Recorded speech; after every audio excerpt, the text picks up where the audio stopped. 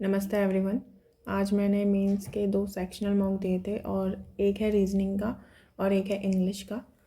Reasoning का मैंने olive board से दिया था एसबीआई क्लर्क का। तो रीजनिंग का फर्स्ट वाला मैंने ऑलरेडी दे दिया था, तो सेकंड वाला दिया है। तो इसमें दिखा देती हूँ मैंने जो इसमें अटैम्प्ट किए थे वो 28 अटैम्प्ट किए थे और मेरे गलत नहीं हुए हैं इसमें। और इसमें मेरे जो स्कोर आए हैं वो 33.6 आए हैं। इसमें जो टॉप स्कोर है वो 42 है। परसेंटाइल 96.8 बनी है। तो मैं बता देती हूँ इसमें इसका एनालिसिस देख लेते हैं एक बार। तो इसमें जो फर्स्ट वाला क्वेश्चन, पहले तो देखो पज़ल आई, तो पज़ल तो मैंने नहीं बनाई ये वाली। देन उसके बाद ये वाला क्वेश्चन था, तो ये वाला मैंने बनाया। देन सेम यही वाला टाइप का क्वेश्चन था, ये बनाया। देन उसके बाद सीआर वाले क्वेश्चंस मैंने उस टाइम छोड़ दिए। सो ये सारे सीआर वाले क्वेश्चंस हैं। देन जो मिसलिनियस वाले डेटा सफिशिएंसी है वो मैंने बनाई थी। डेटा सफिशिएंसी बना लेनी चाहिए पहले, तो मैंने ये वाली बनाई थी। फिर उसके बाद ये थी रिवर्स स्लॉक्स थे। अब मैंने देखो इसमें इतना ज़्यादा टाइम वेस्ट कर दिया और फिर भी मुझे इसका आंसर नहीं पता चला। मतलब मुझे तो लगा ये गलत है। इसमें दिया था all electrons are not atoms, ये बताना था हमें। और इसमें जो आंसर दिया था वो सेकंड वाला दिया था। अब लाइक तुम यहाँ देख सकते हो मेरे 212 सेकंड लगे, मैंने इतना ज़्यादा टाइम दिया इसमें और फिर भी नहीं आ रहा। देखो इसमें क्या करना था, all electrons are not atoms बताने ना। अगर मैं इसके सॉल्यूशन में भी जाऊँ, ये है दूसरा वाला, all electrons are not atoms की बात हो रही है। तो यहाँ पर ऑल इलेक्ट्रॉन्स एटम कहाँ है? यहाँ तो कुछ इलेक्ट्रॉन एटम नहीं है ना। तो ये ऑल इलेक्ट्रॉन्स को एटम कैसे बोल रहा है, मुझे ये समझ नहीं आया। ये वाला तो मुझे समझ ही नहीं आया, इसलिए मैंने उसको फिर छोड़ ही दिया। फिर उसके बाद ये वाला मैंने बना दिया था, ये वाला। देन ये डिस्टेंस वाला था, तो ये मैंने बना दिया। देन ये वाला मैंने उस टाइम लीव कर दिया था। उसके बाद ये वाले क्वेश्चंस भी इजी होते हैं। इनमें एक बार ये जो कंडीशंस है, ये कंडीशंस अपनी कॉपी में लिख लो एक शॉर्ट फॉर्म में। देन उसके बाद क्वेश्चंस को करो, क्योंकि यहाँ से बार बार पढ़ने में क्या होता है, टाइम वेस्ट होता है। तो मैं एक बार इन सारी कंडीशंस को कॉपी में लिख लेती हूँ, देन उसके बाद ये वाले क्वेश्चंस को करती हूँ। देन उसके बाद ये थी एक पज़ल, तो ये मैंने उस टाइम नहीं बनाई, बाद में आके बनाई। ये वाला अगेन एक क्वेश्चन। फिर ये वाला क्वेश्चन मैंने बनाया था, ये एक ही क्वेश्चन था, ये वाला बनाया। देन अगेन ये वाली पज़ल, तो पज़ल मैंने उस टाइम नहीं बनाई थी। फिर उसके बाद मैंने ये वाला क्वेश्चन, देखो ये वाले जो क्वेश्चन होते हैं ना, अगर आपको उस टाइम इसका लॉजिक मिल रहा है तो करो, नहीं मिल रहा है तो फिर आपको लीव ही करना पड़ेगा। तो मुझे इसका लॉजिक मिल गया था। इसमें क्या था, इन्होंने जो नंबर्स उठाए थे, नंबर्स इन्होंने असेंडिंग ऑर्डर में उठाए थे। और नंबर्स में क्या किया था इन्होंने कि जो ऑड नंबर है, ऑड नंबर में इन्होंने कर दिया था, नहीं हाँ, इन्होंने इवन नंबर को डबल कर दिया था। और ऑड नंबर में इवन नंबर को इन्होंने डबल किया था। और ऑड नंबर में इन्होंने क्या किया था, ऑड नंबर में आई थिंक इन्होंने -1 किया था। यस हाँ, ऑड नंबर में इन्होंने -1 किया था और इवन में इन्होंने डबल किया था। और जो ये इन्होंने ये जो वर्ड उठाए थे, वर्ड इन्होंने जो हमारी अल्फ़ाबेटिकली रिवर्स अल्फ़ाबेटिकली ऑर्डर में उठाए थे। और जो फर्स्ट लेटर है और जो लास्ट लेटर है, उन्होंने इनको इंटरचेंज किया और इनके जो इनका जो सब्सिक्वेंट लेटर होता है, आगे आने वाला लेटर अल्फ़ाबेटिकली लेटर, वो लिखा था जैसे। तो सबसे बड़ा इसमें से स्क्वायर है, तो स्क्वायर को इन्होंने क्या करा था, ई का, देखो सब ई का क्या होता है, ई के बाद आता है एफ, तो एफ इन्होंने स्टार्टिंग में लिखा है और बीच का सेम वही लिखा है। और लास्ट में एस का इन्होंने, एस के बाद आता है टी, तो टी। तो इस तरीके से लास्ट के 2 वर्ड्स को, 2 लेटर्स को इंटरचेंज करके उनके सब्सिक्वेंट लेटर लिखे हुए हैं। पहले वर्ड आया है, देन उसके बाद नंबर आया, नंबर असेंडिंग ऑर्डर में, और जो वर्ड आया वो रिवर्स अल्फ़ाबेटिकली ऑर्डर में आया। तो इनवर्ड सारी ये कंडीशंस लग रही हैं। तो ये वाला हो गया था, ईजी था ये वाला, तो ये वाला मैंने कर दिया था। देन उसके बाद ये वाला क्वेश्चन अगेन पज़ल थी, तो पज़ल मैंने उस टाइम नहीं बनाई। फिर उसके बाद तो सीआर वाले क्वेश्चन से, देन एक और ये पज़ल आ गई, ये 50 क्वेश्चन। तो जब ये हो गए ऑलरेडी, तो मैं जो पज़ल में मैंने मतलब मैंने रिव्यू करके मार्क फॉर रिव्यू कर दिया था, तो वो वाली पज़ल मैंने बनाई। जैसे ये वाली पज़ल बन रही थी, अगर आप कंडीशंस मतलब पॉसिबिलिटी बनाओगे तो पज़ल इतनी टफ नहीं लगी मुझे। 2-3 पज़ल मैंने बना दी थी इसमें। अब इसमें बात आती है ये वाली पज़ल मैंने उस टाइम इसको लीव कर दिया था और इसके बाद वाली जो पज़ल थी वो बनाई थी, क्योंकि इसमें जो था ना, इसमें नंबर्स पर था, ईयर वाली बेस थी, तो मैंने सोचा इसमें ज़्यादा टाइम लगेगा, तो मैं ये वाली पज़ल बना देती हूँ। कौन सी पज़ल? ये वाली पज़ल थी, इसमें स्लॉट वाली पज़ल थी। ये मैं बना रही थी बट टाइम चले गया, टाइम अप हो गया था। और मुझे लगा इस वाले मॉक में मैंने बहुत ज़्यादा धीरे धीरे काम किया है, लाइक क्योंकि मैं ये वाली पज़ल मेरी कंप्लीट हो ही जाती, तो मैंने इसमें, मुझे लगा कि मेरी स्पीड बहुत स्लो हो गई थी इस वाली पज़ल में, तो मुझे थोड़ी अपनी स्पीड इसमें इंक्रीज़ करनी पड़ेगी। आपके पास भी अगर ऑलिव बोर्ड का मॉक हो तो आप भी ये वाला रीजनिंग का सेक्शनल देना, सेकंड वाला। तो हाँ, ये हो गया रीजनिंग का। उसके बाद मैंने इंग्लिश का दिया था एक, तो वो मैंने लर्निंग नीति से दिया था। लर्निंग नीति का SBI क्लर्क का ही इंग्लिश का सेक्शनल मॉक। तो मैं ये वाला भी दिखा देती हूँ आपको कि मेरा इसमें कितना स्कोर आया है। ओके, सो मैंने इसमें 35 अटैम्प्ट किए थे और मेरे जो स्कोर आए हैं वो 26.25 आए हैं। तो मैं बता देती हूँ कि कौन से इसमें मेरे गलत हुए हैं। जैसे वाला रहा, हाँ देखो, इसमें मेरा जो ये यहाँ पर को आया था एक पैराजंबल, मेरा पैराजंबल इसमें गलत हो गया है। पैराजंबल के 4 क्वेश्चंस मेरे पैराजंबल के गलत हुए हैं। देन उसके बाद ये वाले जो हमारे फिलअप होते हैं, फिल इन द ब्लैंक्स, ये वाले मैंने कर दिए थे उस टाइम। इसमें समझ में मुझे आ गया था, मतलब इतनी भी टफ हो, मतलब वोकैब जो इसमें थी यूज़ हो रही थी वो मुझे आती थी। ये वाले क्वेश्चन में मुझे वोकैब नहीं आती थी। यहाँ पर को एक पॉजिटिव सेंस में आना था कि इनकी जो मास्टरपीस है, तो यहाँ पर को सबड्यूड आएगा नहीं, इक्विवोकल भी नहीं आएगा, इनकॉन्स्पिक्वस। और ये जो लास्ट के 2 हैं, इन तीनों में मुझे कन्फ्यूजन हो रहा था। तो इसमें आंसर क्या था? बोडेशियस। देखो, बोडेशियस मुझे नहीं मालूम था इसका मतलब। बोडेशियस का मतलब होता है एक्सेलेंट, एडमायरेबल और अट्रैक्टिव। इसमें इनकॉन्स्पिक्वस, हाँ मुझे यहाँ पर कन्फ्यूजन हो रही थी कॉन्स्पिक्वस और इनकॉन्स्पिक्वस। सो कॉन्स्पिक्वस का मतलब नहीं, इनकॉन्स्पिक्वस का मतलब होता है जो अनक्लियर हो, कॉन्स्पिक्वस का मतलब होता है क्लियर। तो थोड़ा इसमें कन्फ्यूजन हो रहा था। और इक्विवोकल माने एम्बिगुअस।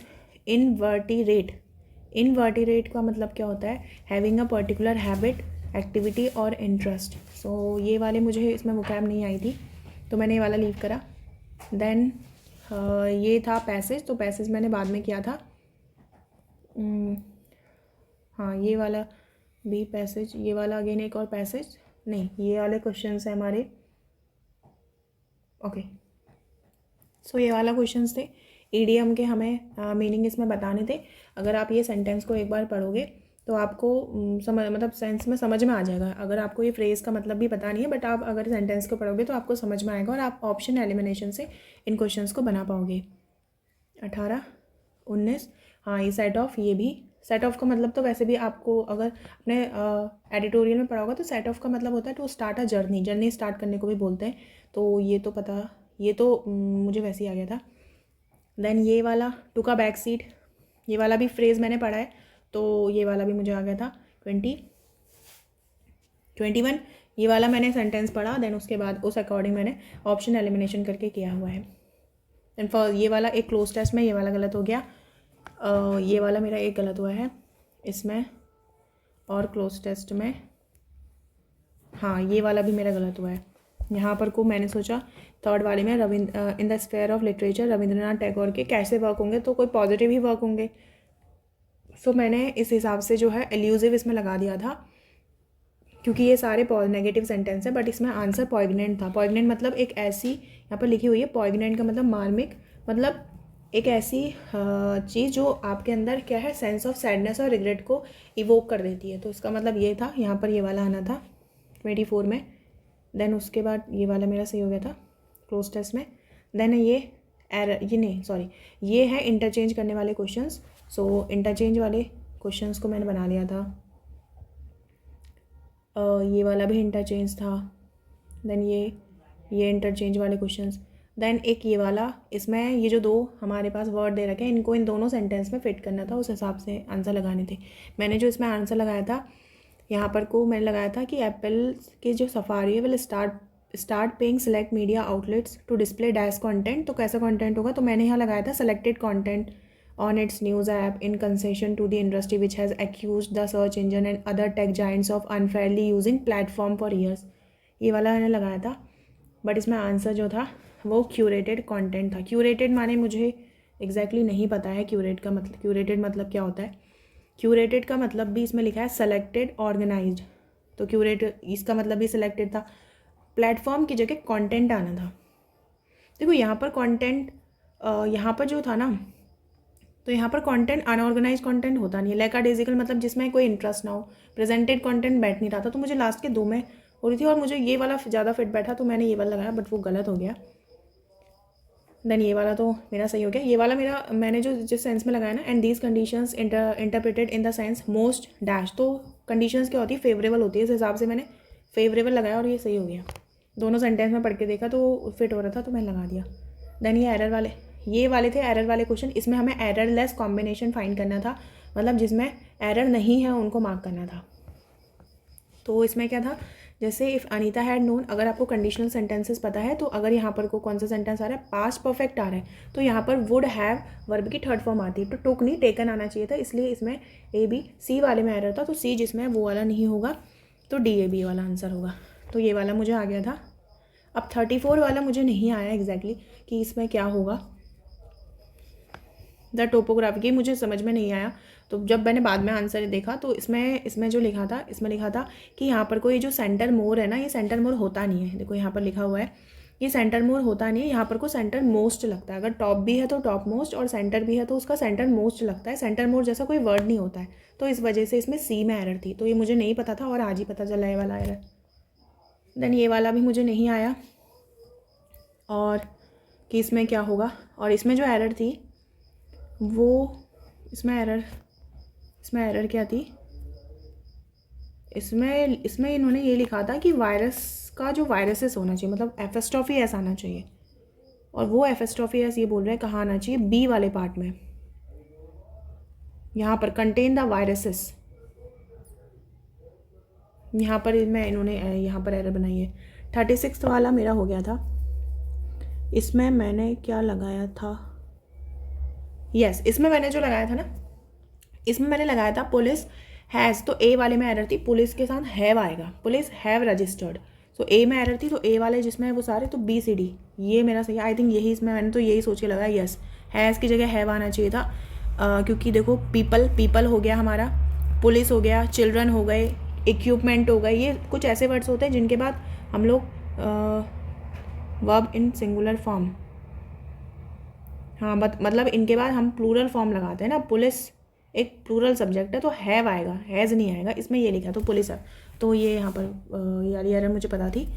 देन ये वाला इसमें मुझे कोई एरर नहीं मिली, और इसमें जो एरर थी वो ये एरर थी इसमें कि यहाँ पर जो लिखा है ना कॉमा लगा के, the assignee does not do a work, यहाँ पर को जो वर्क है, वर्क के पहले ए नहीं आएगा, अ नहीं आएगा, क्योंकि वर्क क्या होता है, एक अनकाउंटेबल नाउन होता है, वर्क को हम गिन नहीं सकते, तो जब गिन नहीं सकते तो ये हो जाएगा अनकाउंटेबल, तो इसके बाद हम लोग इससे पहले अ या एन नहीं लगा सकते, हम दा ही लगाएंगे, तो इसीलिए इसमें ये वाली एरर थी। लाइक इसमें लिखा भी हुआ है कि जो वर्क है वो अनकाउंटेबल नाउन है, तो उससे पहले हम ए और एन नहीं लगाएंगे, तो ये वाला एक कॉन्सेप्ट पता चला। देन ये वाले क्वेश्चंस जो थे इनमें अरेंज करना था और यहाँ एक ब्लैंक में फिट भी करना था, तो ये वाला मुझे उस टाइम बना नहीं, और ये वाले क्वेश्चंस तो बन गए थे, ये वाले समझ में आ रहे थे बट वो वाला समझ में नहीं आया। सो ये ओवरऑल मेरा इंग्लिश के अटेम्प्ट रहे हैं इसमें। और अगर आपके पास भी लर्निंग नीति का हो या फिर ऑलिव बोर्ड का भी हो तो आप भी अपने स्कोर बताना कि आपके कितने स्कोर आए हैं। Thank you guys.